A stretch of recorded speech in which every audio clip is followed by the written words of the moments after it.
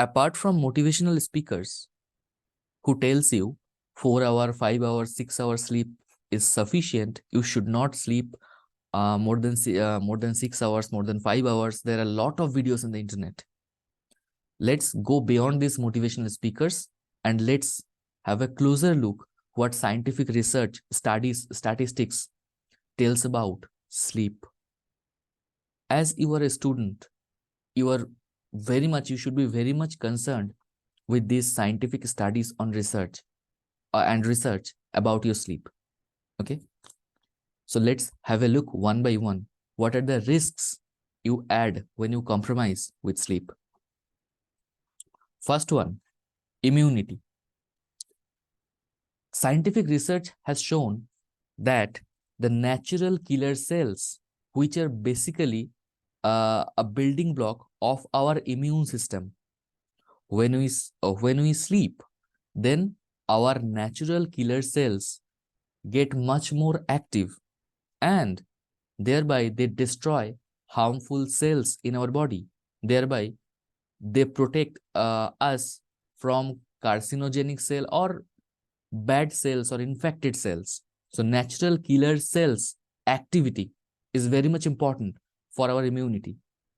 But scientific study shows that 4 hours of sleep a day reduces this immune activity by 70%, not 17, it's 70%.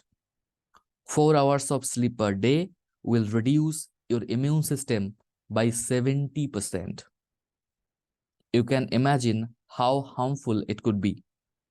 That's why doctors suggest in our illness, during our illness, that you should sleep more, you should have a proper rest, because at this time our infected cells get destroyed by these natural killer cells. Let's go to the second part. Effect on heart. One report in US, that is Daylight Saving Report, says that 1 hour less sleep a day risk 24% probability of heart attack. So if you sleep 1 hour less, we will talk about later that less sleep means what time you should, what is the optimum time for which duration you could sleep or you should sleep. So 1 hour less sleep will risk 24% probability of heart attack. This is the report that is saying. Third one, late night studies and work. What happens? Some group of scientists have performed a particular test on some people where they have chosen some people and they let them 6 hours sleep a day for 1 week. What they have found, that total 711 genes are misbehaving. There are changes in genetic sequence, 711 genes with 6 hours of regular sleep. Then you can imagine 6 hours sleep also is not sufficient, isn't it? Let's have a closer look into this. Among these 611 genes, among these 711 genes,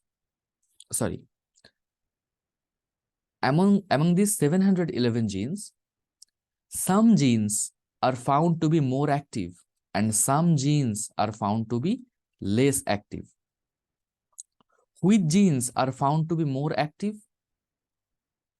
These genes, tumor protecting genes, inflammation genes, cardiovascular disease related genes, these genes are found to be more active, and these genes which are related to immune function, these have found to be decreased its activity. That's why late time work or late time study is declared as carcinogen by World Health Organization.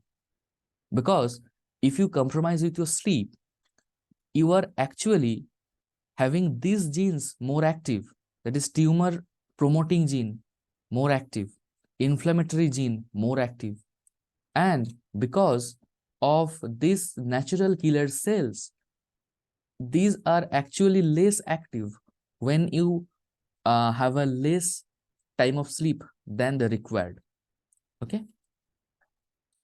Now, these are basically genomic activity.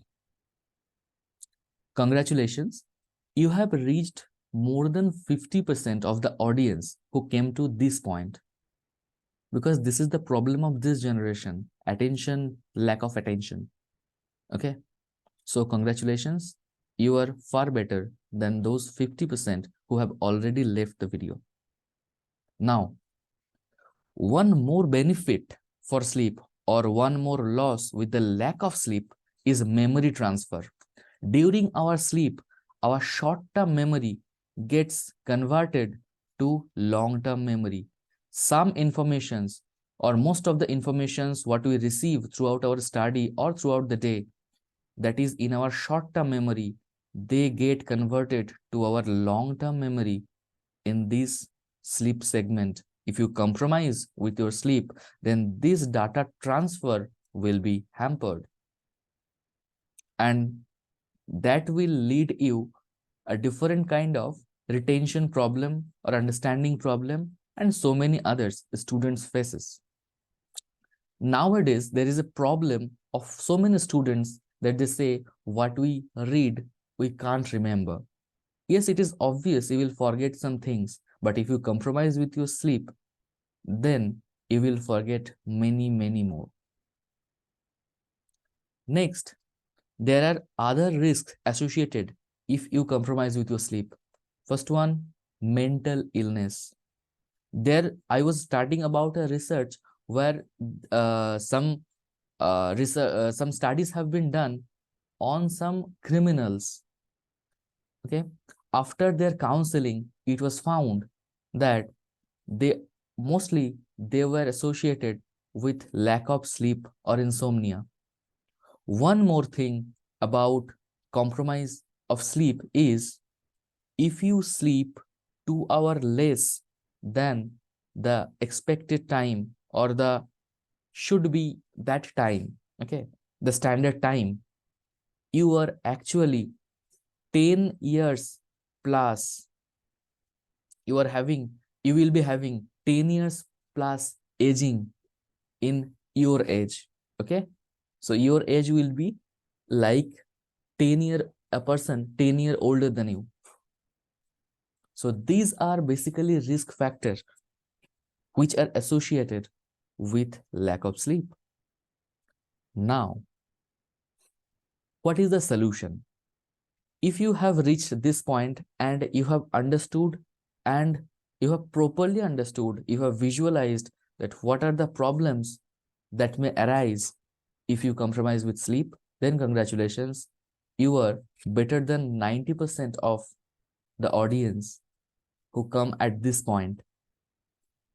Okay, so let's go to the solution. Before going to the solution, I should tell you that there was a time in IIT when I have compromised sleep a lot, and I have suffered a lot also after that. Okay, there was a time when I used to sleep 3 hours a day. That is basically 9 to 12, 9 to 12, or 10 to 1, 10 a.m., 10 p.m. to 1 a.m. But later on, I have suffered a lot for this. Let's go to the solution, probable solution.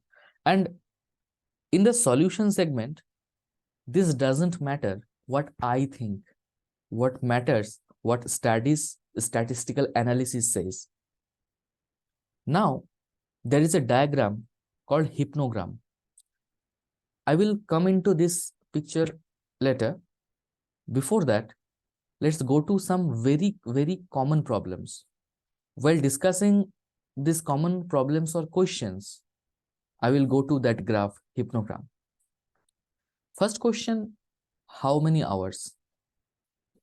Mostly study says it should be more than equal to 8 hours. But there is another thing. If you feel fresh after waking up without any external or internal disturbance. What does that mean? No alarm, no external calling, anything, no call, no notification. So without any external factor, external noise, anything, if you feel fresh when you wake up, then it is your sufficient time for sleep. Second thing, any internal. If you drink a lot of water before sleeping, then after 3 and 4 hours for urinal, you have to wake up. This is the internal pressure. So in absence of this external or internal pressure, whenever you wake up and feel fresh, that particular duration is basically your time for sleep.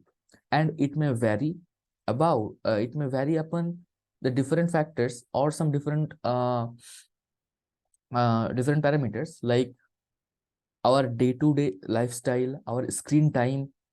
This also affect, but more or less these two things you can follow without any external or internal disturbance. Whenever it may be 7 hours, it may be 8 hours, it may be 9 hours, whatever it is, that would be your best thing. More than 8 hours or more than equal to 8 hours should be the best time.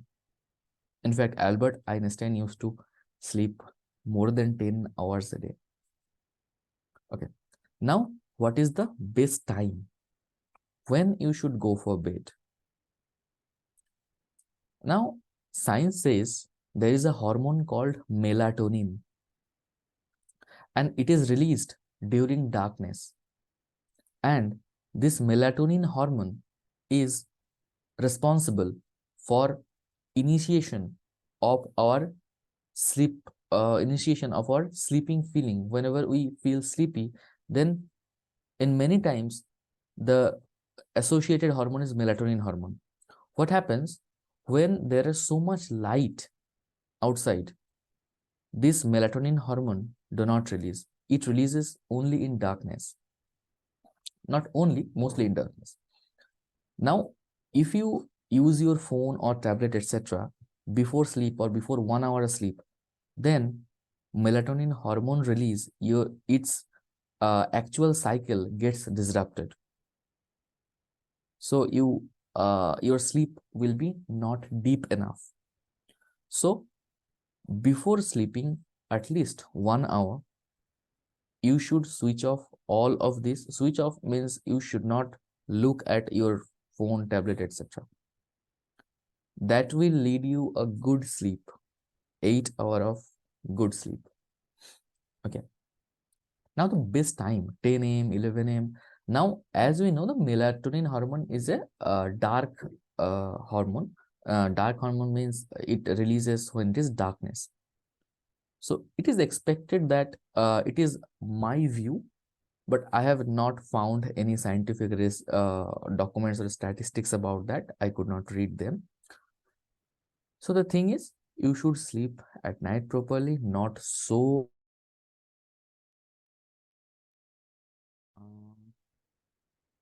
There is a problem maybe with screen share.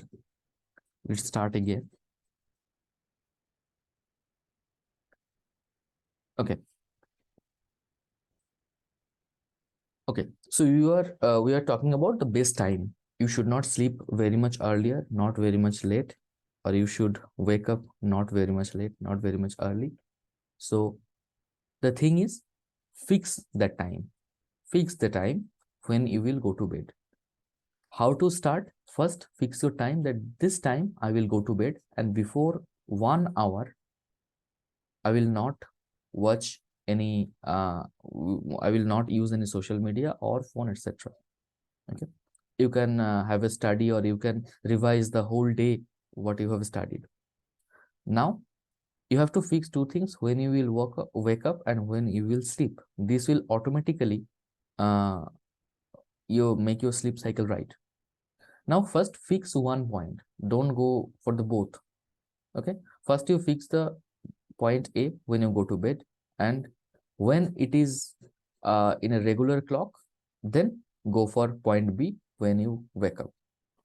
I was in a very bad sleeping routine, and what I tried for last 1 month, I can tell you that uh, previously my routine was I used to sleep almost 4 a.m. and I found some problem with this, and I should change my sleeping cycle. And what I did, every day I tried to wake up at 4 a.m. Wake up at 4 a.m. And I have tried this for almost 3 weeks, 2 or 3 weeks. And now without any alarm, I wake up at 4 a.m. Okay, so how to start? First, fix one point when you go to bed, and then when you go to sleep, when you wake up. Okay, now put one restriction. See, after dinner, many students, what they do, they use their phone or social media, and that basically takes their time, 1 hour, 2 hour or more. So whenever you go to sleep, you have to restrict your social media or digital device from yourself. You can make one lock, you can switch them off, or whatever work for you. Okay, so you have to put one restriction. Before 1 hour of sleeping, you should not use any device. You can read books, that means hard copy, or you can revise the whole day what you have learned. What to avoid? First, time. In the initial days, when you will work upon this thing, work upon correction of sleeping cycle, first, don't use alarm. Let your body decide when to wake up. Second thing, don't have coffee or tea at least 6 hours before sleep. The study says caffeine remains in our body and work 6 hours almost after when you drink coffee.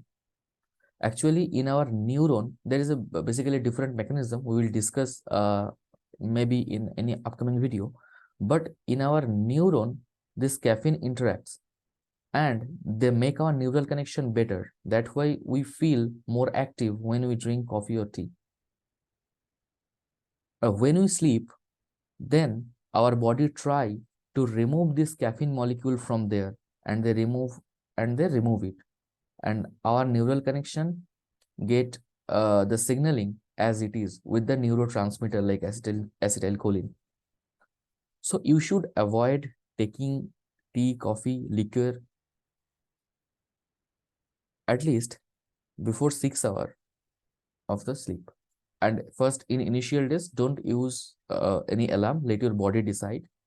And after that, you can take one alarm, and I can assure you, you will not require that.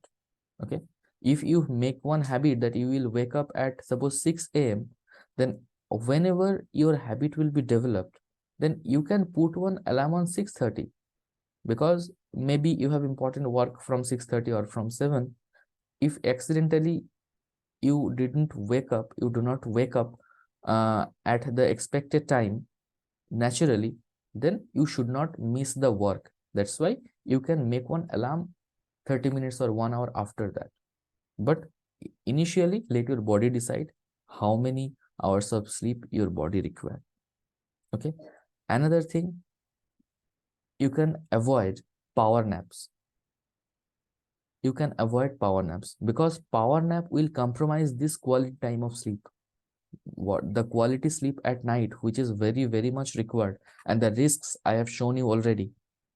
To make this quality and deep sleep, if you take one power nap of for 1 hour a day in evening or in afternoon, then this depth of this sleep, of the quality sleep of 8 hours or more than that, is basically get hampered. So you should avoid these things. Now, during exams or during any special occasions, whenever you can't afford 8 hours of sleep or 9 hours of sleep or 7 hours of sleep, then what should you follow? Here comes our hypnogram. Hypnogram says that one sleep cycle consists of 1.5 hours. That means 90 minutes. And after 90 minutes, your sleep get worse. Okay. So your sensitivity, REM means, uh, I guess, rapid eye movement. Okay. So in 90 minute sleep cycle, you have a complete sleep. Okay. So whenever you sleep, whenever you compromise with your sleep, make one thing, that you are sleeping with integral multiple of 90 minutes. That means 1.5 hour you sleep, or you should sleep 3 hour, or 4.5 hour, or 6 hour, or 7.5 hour. This will lead you a complete sleep. Okay. So generally in our sleep, we make 3 or 4 cycles at night. If you sleep 6 hours, then you are basically completing the 4 cycles. Okay. So whenever you feel that during exams or anything, that this day you are definitely you are going to compromise with your sleep, then compromise in this way. Sleep with this duration, integral multiple of 90 minutes. Okay. So that's all. This is a this video is actually has become very long, but this is the thing which I was trying to convey. And I hope you have understood all the aspects, because what are risks associated with sleep, those are very much important. And I have shown you the researches also. Okay. So keeping in mind, don't compromise with your sleep. And you can start today implementing this. You can correct your sleeping cycle from today. That's why sometimes I tell my students that the best time to plant a tree was few years ago, and the second best time is today. So you can start from today. If you really want to implement, if you want to really correct your sleeping cycle, then you can start today. Thank you.